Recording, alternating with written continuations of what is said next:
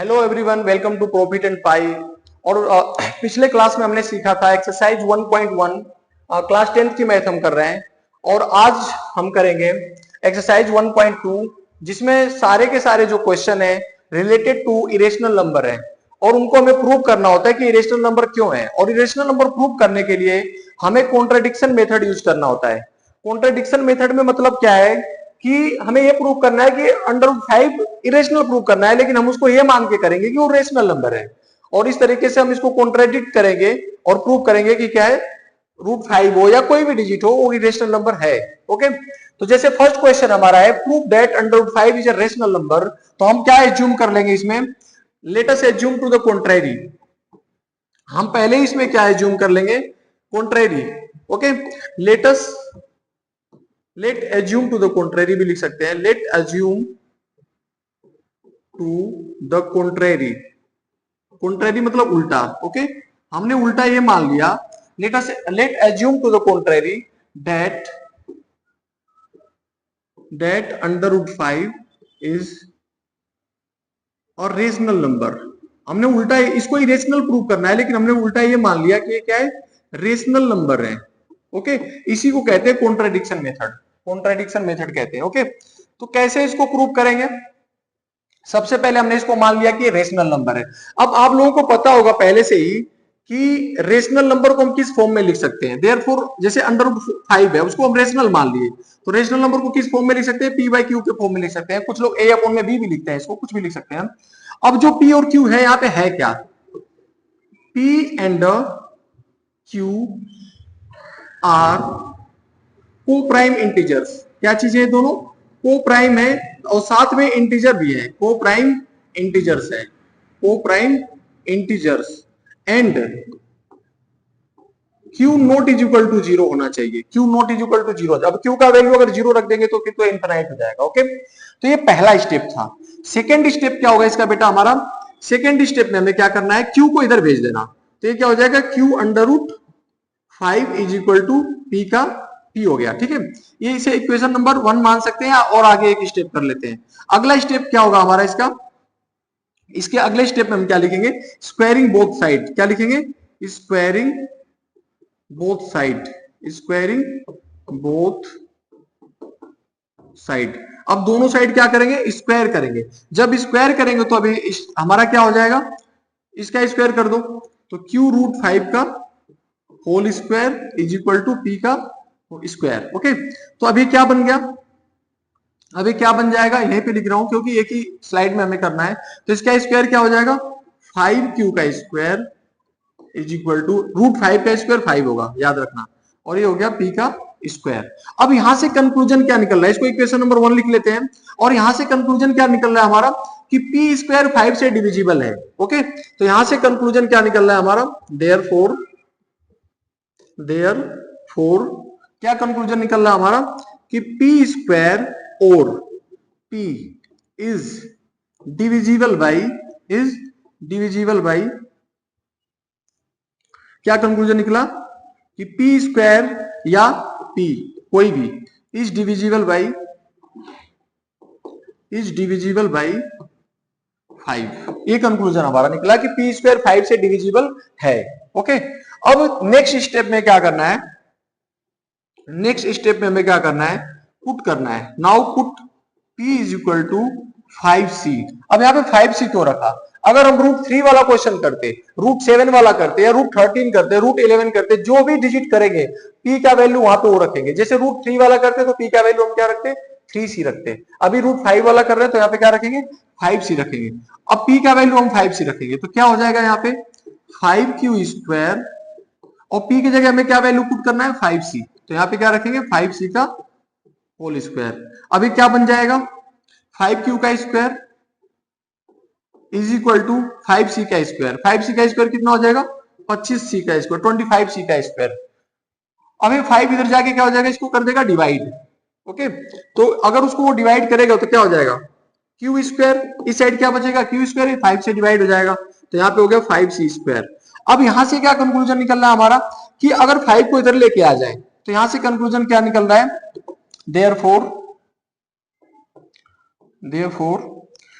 Q square is divisible by 5, Q square और Q is divisible by 5, यहां से एक कंक्लूजन निकल रहा है, divisible by 5, divisible by 5। Okay, मतलब क्यू भी डिवाइड हो रहा है 5 से, और यहाँ पे पी भी डिवाइड हो रहा था 5 से, और हमने ये माना था कि ये दोनों क्या है, को प्राइम नंबर है, यानी कि एक कॉन्ट्राडिक्ट कर रहा है।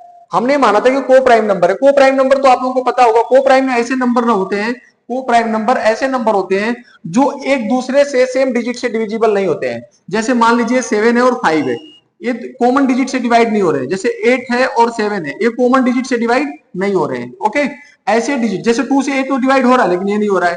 जैसे 6 है और 11 ले लेते हैं। अब ये 6 क्या है, 2 से डिवाइड हो रहा है, 3 से डिवाइड हो रहा है, लेकिन 11 ना तो 2 से डिवाइड हो रहा है, ना ही 3 से। तो ऐसे नंबर को हम क्या कहते हैं, को प्राइम नंबर कहते हैं। अब यहाँ पे हमने माना था कि √5 क्या है, को प्राइम नंबर है। ओके, पी और क्यू क्या है, को प्राइम नंबर है, लेकिन यहाँ पे तो ये दोनों ही 5 से कट रहे हैं, यानी कि जो हमने माना था वो क्या है, गलत है। Okay, hence P and Q, hence P and Q both are divisible by 5. Therefore our assumption is wrong. हमने जो माना था कि ये दोनों को प्राइम नंबर हो, तो गलत हो गया, क्योंकि √5 से दोनों कट रहे हैं। Hence our assumption is wrong. Our assumption is wrong. इसलिए प्रूव होता है कि √5 is an irrational number. Okay, तो इस तरीके से इस क्वेश्चन को हमें प्रूव करना होता है। अगर रेशनल इरेशनल वाला क्वेश्चन आता है, अगर सिंगल डिजिट में आ गया कि √5 को प्रूव करो, या √3 को प्रूव करो, या √7 को प्रूव करो, तो हमें इस तरीके से ही प्रूव करना होता है। ओके, अब नेक्स्ट क्वेश्चन हम लोग करेंगे। नेक्स्ट क्वेश्चन में क्या पूछा हुआ है, देखिए। नेक्स्ट क्वेश्चन में पूछा है कि 3 + 2 √5 को प्रूव करो कि ये रेशनल नंबर है। अगर बेटा सिंगल डिजिट में आ जाता है कि √5 रेशनल नंबर है, तो बहुत बड़ा करना पड़ता है। अगर ऐसे कंबाइंड फॉर्म में आ गया, प्लस माइनस या मल्टीप्लाई के साथ कंबाइंड फॉर्म में आ गया, तो थोड़ा सा इजी होता है। ओके, प्रोवाइडेड दैट उस क्वेश्चन में दिया होना चाहिए कि √5 इरेशनल नंबर है, तो हम इसमें एज्यूम करके चल रहे हैं कि √5 क्या है, इरेशनल नंबर है। अब देखो कैसे करते हैं, इसमें भी वैसे ही करेंगे। Let us assume to the contrary, let us assume to the contrary, let us assume to the contrary that 3 + 2 √5 is a rational number, मान लिया हमने कि क्या है, रेशनल नंबर है। उल्टा हमने ये मान लिया कि रेशनल नंबर है। हमें प्रूफ तो करना है रेशनल नंबर, लेकिन हमने उल्टा ये मान लिया कि क्या है, रेशनल नंबर है। अब रेशनल नंबर है तो हम क्या कर सकते हैं, इसलिए क्या लिख सकते हैं हम इसको, 3 + 2 √5 को हम क्या लिख सकते हैं, P/Q के फॉर्म में लिख सकते हैं। अभी पिछले क्वेश्चन में बताया था मैंने आप लोगों को कि where P and Q are co-prime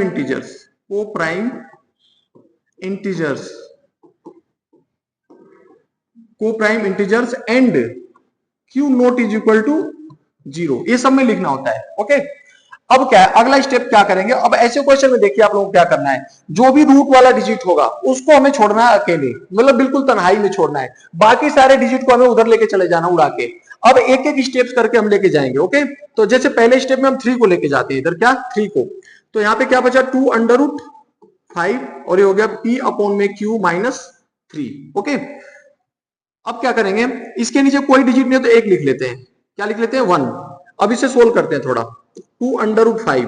अब इसको सोल्व करते हैं। अगर आप लोगों को सोल्व नहीं करना आता है तो मैं बता रहा हूं, एक शक्तिमान मेथड है। शक्तिमान मेथड में क्या होता है, इसको इससे मल्टीप्लाई करो, इस वाले को इससे, इस वाले को इससे। एलसीएम लेने की कोई जरूरत नहीं है। क्या करना है, Q को 1 से मल्टीप्लाई करो Q, 1 को P से कर दो P, और Q को 3 से कर दो 3Q।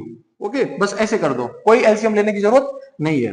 नेक्स्ट स्टेप में क्या करना है, मैंने अभी बताया था कि रूट वाले डिजिट को हमें अकेले छोड़ना है, तो इस 2 को भी इधर लेके चले जाएंगे। 2 मल्टीप्लाई में है, अगर कोई साइन नहीं है इसके बीच में तो ये मल्टीप्लाई में है, तो इसको अगर इधर लेके जाएंगे तो डिवाइड हो जाएगा। तो यहाँ पे क्या बचेगा, √5 P - 3Q अपॉन में क्यू तो ऑलरेडी यहाँ पे है ही।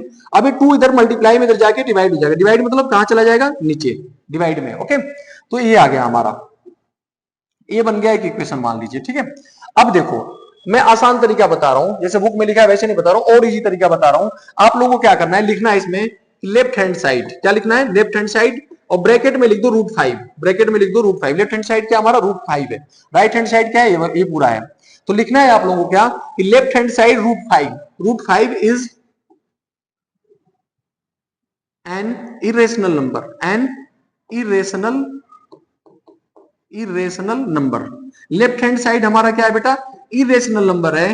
एंड राइट हैंड साइड क्या है, आप लोग बताओ, राइट हैंड साइड क्या है, पी और क्यू सब इंटीजर्स है ना, अगर सारे इंटीजर्स है तो ये क्या है, रेशनल नंबर है। तो right hand side is rational number, is rational,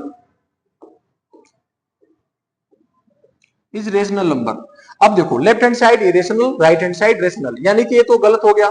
ठीक है, एक इरेशनल और एक रेशनल, ऐसा तो हो ही नहीं सकता। इस वजह से जो हमने माना है वो क्या है, रोंग है। Hence our assumption is wrong, hence our assumption is wrong, कि जो हमने माना वो क्या है, अजम्पशन इज, जो हमने माना वो क्या है, रोंग है।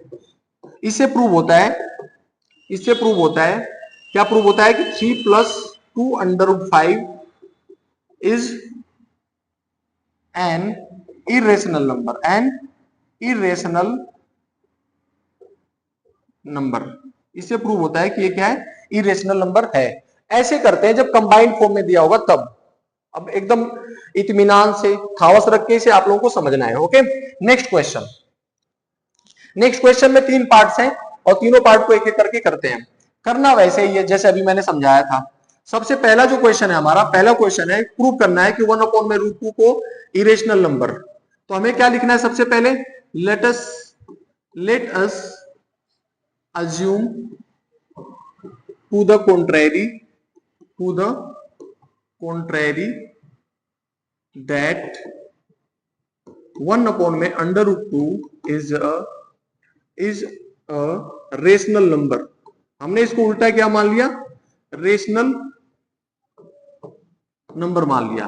अगर इरेशनल नंबर मान लिया तो क्या हो जाएगा, 1/√2 को हम p/q के फॉर्म में लिख सकते हैं। क्यों p/q के फॉर्म में लिख सकते हैं इसको, क्योंकि ये रेशनल नंबर है। और जहां पे p और q क्या है, where p and q are coprime integers, सब में ये स्टेप लिखना है, coprime integers, coprime integers and q not is equal to 0 होना चाहिए। ओके, अब इसमें क्या करना है, अभी मैंने बताया था आप लोगों को पिछले क्वेश्चन में कि रूट वाले डिजिट को हमें अकेले छोड़ना है, मतलब तन्हाई में छोड़ना है। तो सबसे पहले तो क्रॉस मल्टीप्लाई कर लेंगे, तो ये हो जाएगा √2p, इसको इससे मल्टीप्लाई करना है, इस वाले को इससे, q को 1 से करेंगे तो q हो गया। √2 को हमें अकेले छोड़ना है तो √2 यहीं छोड़ दो, इसको इधर भेज दो, तो q अपॉन में p हो गया। अब इसमें क्या कंक्लूजन निकलेगा, सिंस लेफ्ट हैंड साइड मतलब √2, ब्रैकेट में √2, left hand side is an irrational number, an irrational number and right hand side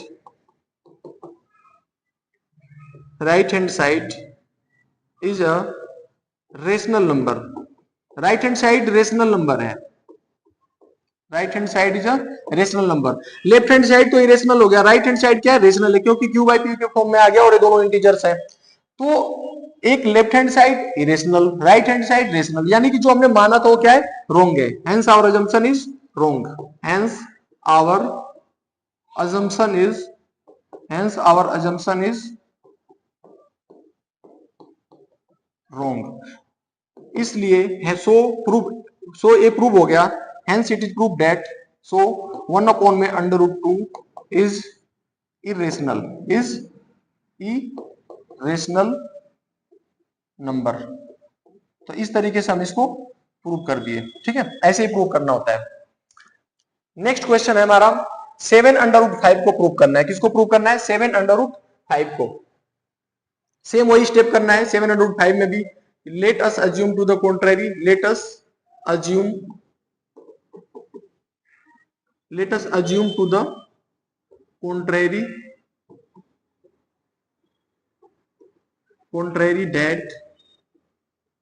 that 7 under root 5 is a rational।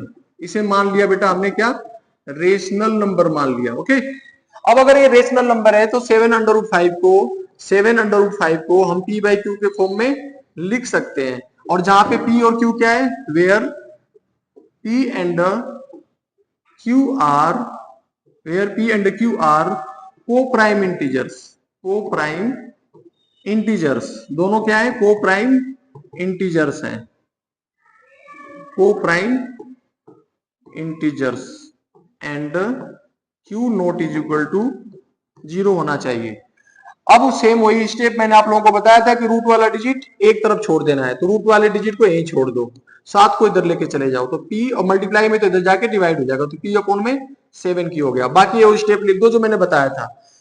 Left hand side में क्या है, रूट 5 है, तो left hand side is irrational and right hand side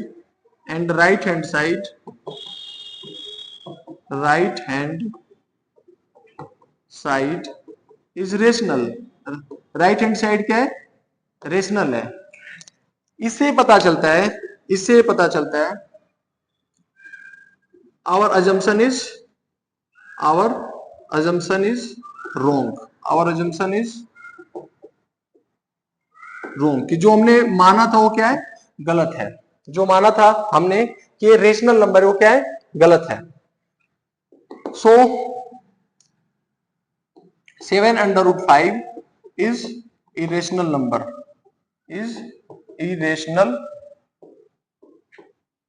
number. तो ये वाला prove हो गया।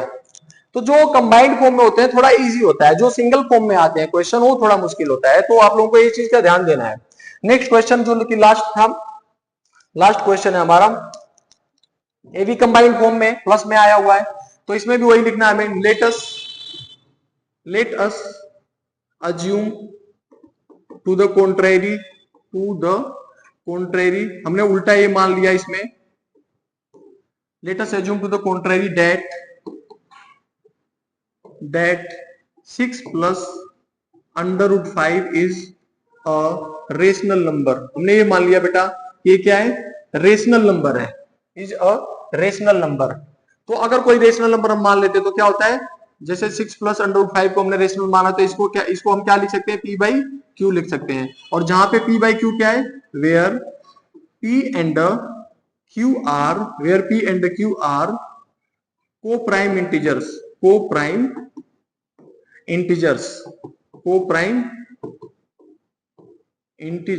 And q not is equal to 0 है। ओके, अब हमें क्या करना है, आप लोगों को बताया मैंने कि रूट वाले पोर्शन को हमें अकेले छोड़ना है, तो ये 6 प्लस में इधर जाके माइनस हो जाएगा, तो क्या हो जाएगा, under root 5 is equal to p by q minus 6 के नीचे कोई डिजिट नहीं तो 1, तो under root 5 is equal to, यहाँ पे करना है शक्तिमान मेथड, इसको इससे मल्टीप्लाई करना है, इस वाले डिजिट को इस वाले से और इस वाले डिजिट को इस वाले से, तो q1 जा q, 1 को p से कर दो p और q को 6 से कर दो 6q, तो ये हमारा आ गया फाइनल पार्ट। अब इसमें क्या लिखना है, सिंस लेफ्ट हैंड साइड यानी कि root 5 is irrational and right hand side, अब राइट हैंड साइड में सारे इंटीजर्स हैं, इसलिए क्या हो जाएगा, right hand side is rational, hence our assumption is wrong, क्योंकि लेफ्ट हैंड साइड रेशनल है और लेफ्ट हैंड साइड इरेशनल है, राइट हैंड साइड क्या रेशनल है, इसलिए हमारा जो अजम्पशन था hence our assumption is wrong. इससे प्रूव होता है कि 6 plus under root 5 is an irrational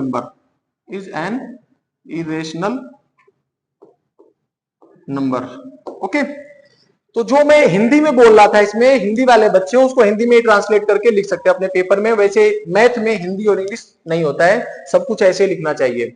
अगर आप लोगों को ये वीडियो देख के समझ में आ रहा है ओके, तो अपने दोस्तों में भी शेयर करें और प्लीज चैनल को सब्सक्राइब कर लीजिए और आगे ये चैप्टर्स मैं कराऊंगा और इंपॉर्टेंट क्वेश्चन कराऊंगा जो पेपर में आते ही आते हैं, जो 100% आते हैं, जो 90% आते हैं, जो 80% 80% आते हैं। तो इसलिए आप लोग मुझसे जुड़े रहें, मेरे चैनल से जुड़े रहें और चैनल को सब्सक्राइब कर लें, ठीक है, और वीडियो को भी लाइक और शेयर कर दें। Thank you.